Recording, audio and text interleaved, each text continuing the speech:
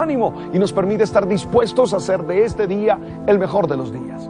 Iniciamos con mucho ánimo, con muchas ganas este día, confiados en Él, creyendo en Él, esperando en Él. Nos acordamos de la frase de Pablo: todo lo puedo en Cristo que me fortalece. Y al iniciar el día, esa frase nos llena de paz, nos llena de serenidad y sobre todo nos llena de mucha fuerza para salir adelante. Todo lo puedo en Cristo que me fortalece. No importa cuál vayan a ser las experiencias que tengamos en este día, todo lo puedo en Cristo que me fortalece. Aunque vaya a haber dificultades, aunque vaya a haber problemas, todo lo puedo en Cristo que me fortalece. Aunque vayan a haber malos entendidos y no pueda yo resolver claramente las cosas como quiero, todo lo puedo en Cristo que me fortalece. Esa palabra me impulsa, esa frase me anima para vivir este día con todas las ganas, con todas las fuerzas, confiando y creyendo en el dueño de la vida, en el Señor Jesús, en el que nos ama y nos ama con un amor que transforma, con un amor que libera, con un amor que da, tú sabes, siempre nuevo sentido. Ánimo en el Señor, fuerza en el Señor, que Él está con nosotros, que Él nos anima y que Él nos llena de su alegría y Él nos llena de su gozo para ser felices, porque al fin y al cabo eso es lo que queremos, ser hombres y mujeres felices, hombres y mujeres dichosos, en medio de la cotidianidad, en medio de la brega, en medio de la lucha, en medio de la faena, poder sonreír y poder decir: estoy contento, porque el Señor, el dueño de mi vida, me está impulsando, me está protegiendo, me está cuidando y me está llevando para seguir adelante. Hoy quisiera que nosotros pusiéramos nuestra mirada sobre un personaje del Nuevo Testamento, que para mí es un personaje siempre bisagra con el Antiguo Testamento, que es Juan el Bautista. Nosotros conocemos a Juan a partir de lo que nos dice el Evangelio de Lucas y a partir de lo que nos dice el Evangelio de Juan también. El tercer y cuarto Evangelio nos hablan con más claridad de este hombre tan importante, Juan el Bautista. ¿Qué me gusta de Juan el Bautista y qué quisiera compartir con ustedes? 4 elementos quisiera compartir con ustedes que a esta hora están en sintonía, con ustedes que siempre están compartiendo con nosotros la experiencia del Señor. Primero, me encanta de Juan el Bautista su claridad vocacional. Me fascina que en las páginas del Nuevo Testamento se deja ver claro a Juan el Bautista como alguien que sabe para qué existe, como alguien que tiene claro cuál es su vocación, como alguien que tiene claro cuál es su misión en la vida. Esa claridad vocacional le hace trabajar en función de un proyecto claro y concreto y le hace estar concentrado, enfocado y no perderse en las situaciones de la vida. Cuando uno tiene claro vocacionalmente qué es lo que quiere, cuando uno tiene claro definitivamente qué busca, entonces uno puede decir: voy a trabajar con todos los recursos, con todas las fuerzas, con todos los ánimos en función de la construcción de ese proyecto. Y seguramente uno no se pierde en el laberinto de la vida. Cuando veo a algunos hermanos míos, presbíteros, perdidos vocacionalmente, digo, debieran hacer un proceso de discernimiento y volver a estar claro qué es lo que quieren para su vida, qué es lo que están buscando para su vida. Porque si lo que están buscando no pasa por el sacrificio, no pasa por la generosidad, no pasa por el servicio, seguramente están en el camino perdido. Lo mismo cuando veo parejas que están ahí en la discusión y que están teniendo tantas dificultades. Oye, me queda claro, si ellos no son capaces de entender qué es lo que los une, cuál es la vocación que tienen, no van a poder resolver los problemas. Si ellos no ven claro que lo que los une es el amor, las ganas de compartir la vida, las ganas de salir adelante, no van a poder. No van a poder. Entonces, es muy importante la claridad vocacional de Juan el Bautista. A mí me fascina que le preguntan si él es el Mesías. Y él tiene claro que no es el Mesías. Él tiene claro cuál es su proyecto, cuál es su tarea. Él no usurpa el lugar de otro. Él no usurpa el lugar de otro. Él asume su tarea. Mi tarea es ser el precursor. Yo soy el que allano el camino. Y lo tiene claro. Es la función de Elías en todo el contexto del mesianismo que hemos aprendido en el Antiguo Testamento. Es la función de Elías, no usurpa. Cuando le preguntan, ¿eres tú o tenemos que esperar a otro? Él no dice, soy yo. No. uno que viene detrás de mí, al cual yo no soy digno ni siquiera de atarle las sandalias. Tiene claridad vocacional. Sin claridad vocacional, uno es infeliz. Si uno no sabe para qué nació, si uno no sabe para qué existe, si uno no sabe cuáles son las características personales que lo empujan a hacer esto o aquello, termina perdido. Termina perdido. Termina sufriendo y termina haciendo sufrir a todos los que estén a su alrededor. Por eso para mí, lo primero que me gusta de Juan, lo primero que me impacta de Juan es eso, su claridad vocacional. Segundo, me fascina de Juan su humildad. Creo que eso está emparentado. Creo que la claridad vocacional está emparentada con la humildad. Quien sabe quién es y para qué existe, es humilde y no usa ni las palabras ni las situaciones para mostrar lo que no es, para subirse y mirar por encima de, tú sabes, a los demás. No. Quien sabe cuáles son las características de su vida, quien sabe cuáles son las características de su ser, échase adelante. Échase adelante y vive en Dios. Échase adelante y se esfuerza. Échase adelante y da lo mejor de sí para vencer. Me fascina cuando Él dice, conviene que yo mengue y que Cristo crezca. Conviene que cada día yo sea menos y que Él sea más. Eso es fundamental. Y yo quisiera que eso lo entendiéramos como humildad. Esa certeza de que ser creyente no es otra cosa, sino cada día irme identificando con Cristo hasta llegar a la afirmación que hace Pablo en Gálatas 2:20, ya no soy yo, es Cristo quien vive en mí. Cuando tenemos claro que no somos nosotros, que no tenemos que vivir autoafirmándonos, que no tenemos nosotros que vivir diciendo, no, es que yo soy, no. Cuando tenemos eso claro, entonces podemos vivir con serenidad y podemos vivir con tranquilidad. Tú eres discípulo y como discípulo lo que estás buscando es que Jesús crezca, que cada día Jesús sea más en ti, que cada vez Jesús sea el dueño de tu vida, que cada día Jesús sea el dueño de tu corazón y que cada día Él sea quien gobierne tu existencia. Que ojalá hoy eso tú lo tengas presente y que ojalá eso lo sepas. Tercera clave de la persona de Juan el Bautista que me encanta y me fascina revisar y quiero compartir con ustedes. Me gusta su predicación. Su predicación es distinta a la predicación de Jesús. No es la misma predicación. De hecho, el padre Jader Higirio ha estado haciendo una investigación, pronto la va a mostrar, donde compara la predicación de Juan y la predicación de Jesús. Son distintas, pero la predicación de Juan está marcada por la penitencia, está marcada por la afirmación clara de que tenemos que vivir agradando a Dios, la afirmación clara que tenemos que vivir para el dueño de la vida. No podemos vivir para nadie más. Nuestra existencia no tiene sentido porque nosotros recibimos aplausos o porque nosotros estamos siendo bendecidos. No. Nosotros tenemos que agradar a Dios. Nuestra vida tiene que ser un agradar a Dios. Tenemos que vivir para agradarlo a Él, para vivir como Él quiere, de acuerdo al amor y de acuerdo a su propuesta. Y cuarto, me fascina su personalidad.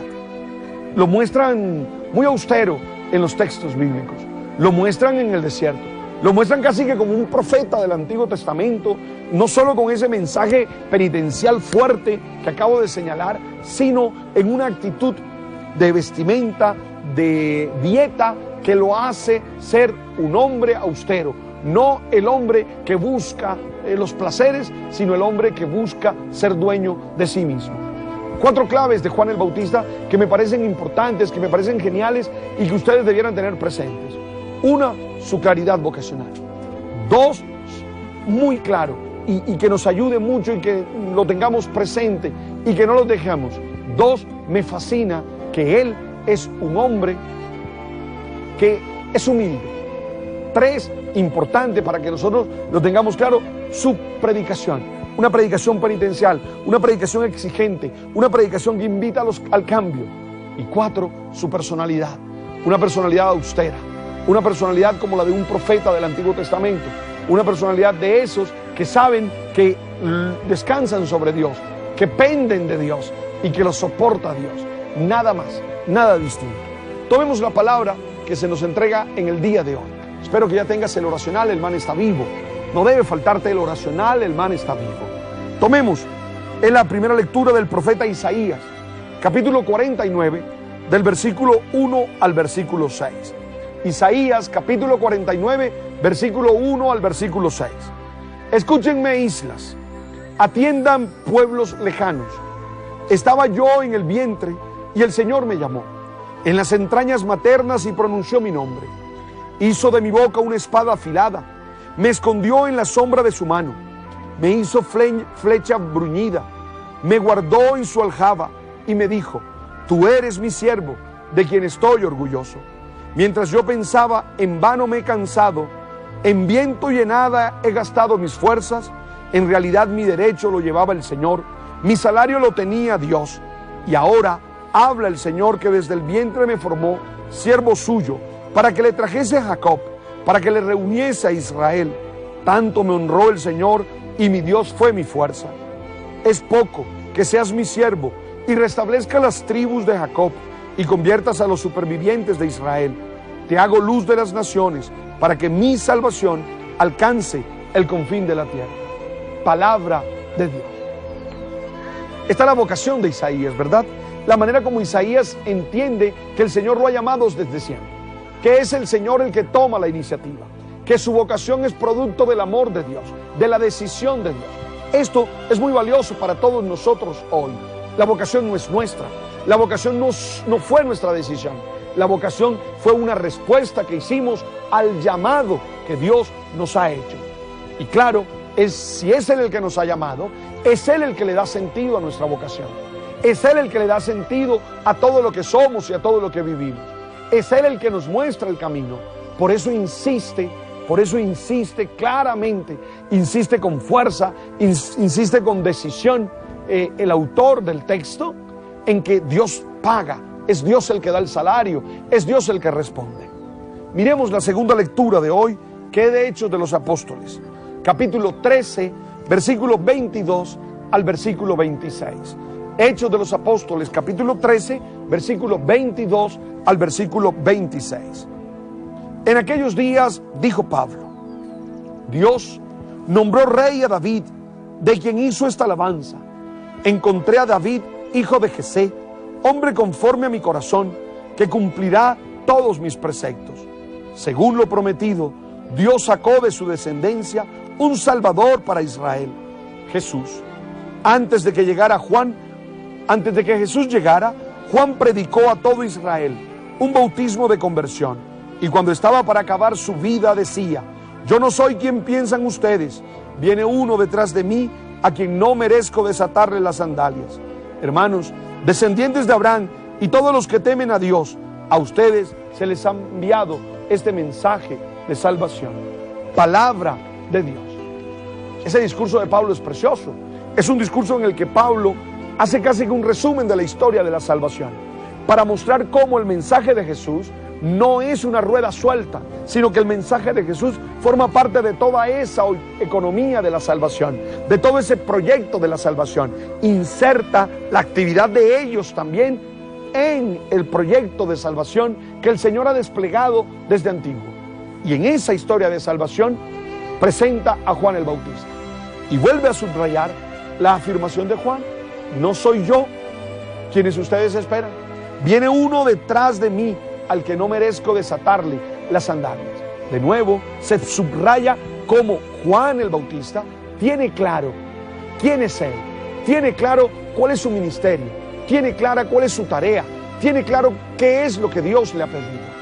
Ojalá nosotros fuéramos como Juan, hombres y mujeres capaces de entender cuál es la función, qué es lo que Dios nos pide, qué es lo que Dios quiere de nosotros. Ojalá nosotros no viviéramos, ¿qué te digo?, usurpando funciones, queriendo ser como otros, sino cumpliendo la labor que el Señor nos ha pedido.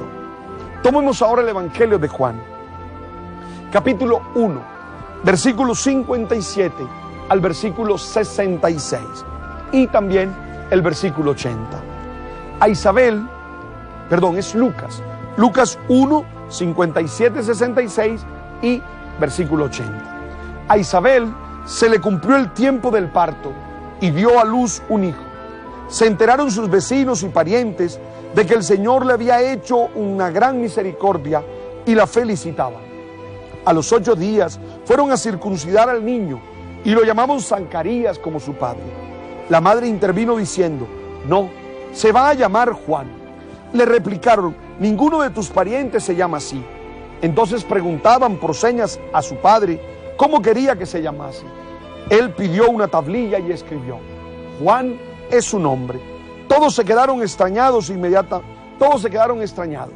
Inmediatamente se le soltó la boca y la lengua y empezó a hablar bendiciendo a Dios. Los vecinos quedaron sobrecogidos y corrió la noticia por toda la montaña de Judea. Y todos los que lo oían reflexionaban diciendo: ¿qué va a hacer este niño? Porque la mano del Señor estaba con él. El niño iba creciendo y su carácter se afianzaba. Vivió en el desierto hasta que se presentó a Israel. Palabra de Dios. Si te das cuenta, Lucas nos presenta la figura del Bautista y nos presenta su elección por parte de Dios, que está atestiguada, está señalada, caracterizada en las formas de su nacimiento. Nace de una pareja de ancianos cuya mujer es estéril. Es decir, humanamente era imposible la concepción de Juan. Y ese nacimiento no era posible porque ella era estéril. Sin embargo, se muestra claramente que es elección de Dios, que es decisión de Dios, que es Dios el que quiere que Juan cumpla una misión determinada. Si te das cuenta, lo que es imposible para el hombre es posible para Dios. Aquel nacimiento nos ha mostrado, insisto, en que es Dios el que toma la iniciativa y en que es Dios el que dirige la historia. Llama la atención cómo siempre hay la tentación, la posibilidad a no hacerle caso a Dios. A mí me impresiona que siempre hay apóstoles del mal. A mí me impresiona que siempre hay gente que nos sonsaca, busca sonsacarnos para que nosotros le digamos no a Dios. ¿Qué tenían que ver los parientes y los vecinos de Isabel con el nombre del niño? ¿Qué tenían que ver? Pero es que así somos. Estamos siempre puyando, sacando para que los demás se aparten de Dios, se aparten de la voluntad de Dios. Afortunadamente, tanto Isabel como Zacarías tienen claro que el niño es un regalo de Dios y que su responsabilidad es con el Señor. Por eso insisten, con claridad, insisten, se llamará Juan, se llamará Juan. Y es importante que nosotros entendamos en ese sencillo signo, en esa sencilla escena, ese sencillo diálogo, qué sé yo, que nosotros tenemos que mantenernos firmes en la voluntad de Dios y no correr tras de las propuestas del mal que nos invitan siempre a dejar a un lado a Dios. Señor, bendícenos en este día. Danos tu amor, danos tu paz, danos tu alegría, danos tu gozo, danos tu fuerza. Tú eres grande, tú eres misericordioso y nosotros te amamos. Confiamos en ti, creemos en ti, esperamos en ti. Gracias, gracias Señor, por llenarnos de tu alegría, por llenarnos de tu gozo. Gracias Señor, por darnos la salud, por darnos la fuerza, por darnos el ánimo para seguir adelante. Gracias Señor por acompañarnos en el camino y sobre todo Señor, por no dejarnos a pesar de nuestra terquedad, a pesar de nuestra manera de actuar, siempre tratando de distanciarnos de ti. Gracias por tenernos paciencia, por amarnos y por darnos lo mejor. Bendícenos en el nombre del Padre, del Hijo y del Espíritu Santo. Amén, amén y amén. Tarea: define qué es lo que quieres hacer y hazlo con pasión. Tarea: define qué es lo que quieres hacer y hazlo con pasión. Ánimo, que Dios está con nosotros y no nos deja.